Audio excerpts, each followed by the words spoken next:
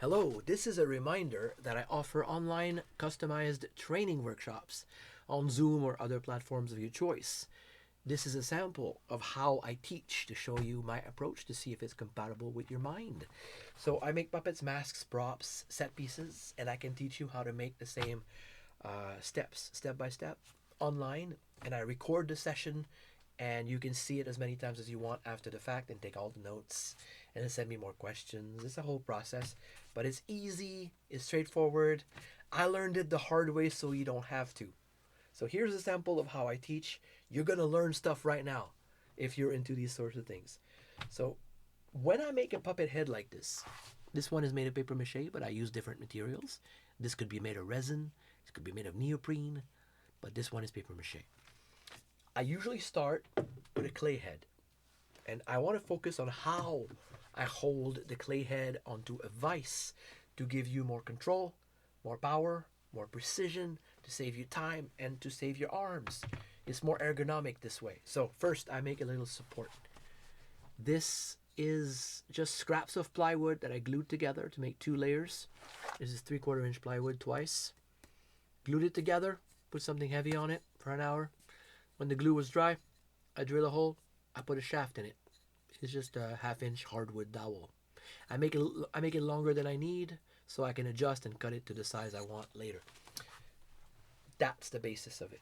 Then I make a little ball of aluminum foil. I take a sheet this size, I crumple it into a ball, I slap it on top here, and I force it down the shaft a little bit, and I use a hammer to compact it into a really tight little ball of foil. Cover it with plastic tape, packaging tape specifically, to protect my clay from the foil. I don't want little bits of foil over time in my clay because I will remelt those heads to make new ones. And I use a crock pot for that.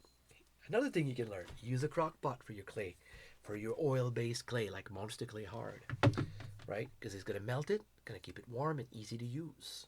Later on, when you're detailing, you can use an alcohol torch to heat it up in a specific area with extreme precision. I'll explain later. So once you have a shape like this and the foil ball on it, you grab your warm clay from the crock pot, slap it on, maybe add a bit, just a general shape, very small general shape of what you need to do. Add some for the neck, put that in the freezer if you're in a rush, or leave it on the countertop, or of course on your vise, and let it cool down completely before you proceed with more clay. Because if you keep adding warm clay, slap it on to the clay that's already warm inside, it's going to distort, it's going to get loose. You don't get any precision. I'll give you an example here. This neck was moved before the clay was cooled down, so now it swivels freely. Sometimes you need that, especially if you're not going to use a vise and you just use a board with a stick sticking out of it and you stay like this. You want to be able to turn it, and that's the easiest way I know. So that's a trick for you. But I prefer to use a vise, and I'll demonstrate why right now.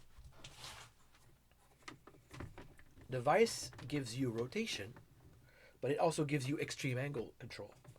So when I tighten it enough, I don't have to hold it. I don't have to injure my arms or my nerves. I have nerve problems and I have wrist problems and finger problems because I did that for years. I held these puppets for years. I also injured it because I was a puppeteer and I overdid it. So for all these reasons and more, I got some really long lasting arm damage. And I don't want you to have that. So this is the way to go. This is one way to protect yourself.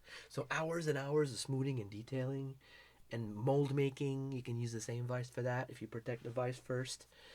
And that's it. Like I still hold it, but from to stabilize, but I don't apply any pressure. I don't have to overextend my nerves or anything. No tennis elbow, no carpal tunnel syndrome, nothing. Wonderful. Let's talk about the vise for a bit. This vise is made by PanaVise, PanaVise. It's an American company. They come with different heads. This one was a kit, so the base plus this head. I will give you the model number in the description of this video when I look it up, because it's been a few years since I bought this, and the model number does not appear on top of this base. So this one comes with a jaw that is centered to the shaft. That's why I bought it. Also, it widens quite a bit. It's surprisingly wide. The ability to grip something wider is amazing. Mostly I use this size. That's about 2 inches. But I can go all the way up to 6, I think. Maybe even 8. I don't have a ruler in front of me. Kind of. let's see. There is on my cutting board some measurements. So at least 8 inches of extending. So that's pretty cool. Anyways, so this allows you for easy maintenance, easy holding of things, not just puppet heads. Sometimes I use whole puppets on top of it just to stabilize it and prop it in place when I'm taking photos. In work in progress pictures, step-by-step tutorials, or fit final pictures. I don't have an assistant, so something needs to hold my puppets when I'm taking the best shots, right? So a vise like this is also useful for that. I'm not trying to sell them, by the way. I don't have an affiliate with them.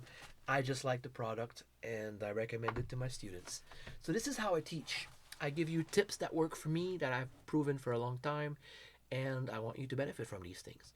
So you tell me what your project is, and I can tell you if I have the techniques I think you need. And if I don't, I'll send you somewhere else. If I know where to send you, of course. I don't pretend to know what I don't, because I think that's misleading people and it's wasting time and effort. So if that's the way you want to learn, if that's the kind of teaching you're looking for, creaturist@gmail.com is where you can reach me. And I have some availability this month and in the future. I keep interested in different things and I keep my schedule open for several things. So let me know what you need. Also, you can hang out with us on Twitch, Creaturist, same name as here.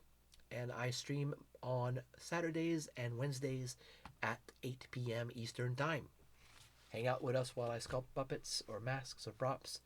Even digital sculpting these days. I'm currently working on a cat portrait, full body pose of a specific cat from one of my viewers. So that's it. Thanks for watching. Keep in mind, I can teach you stuff that I know if you need them.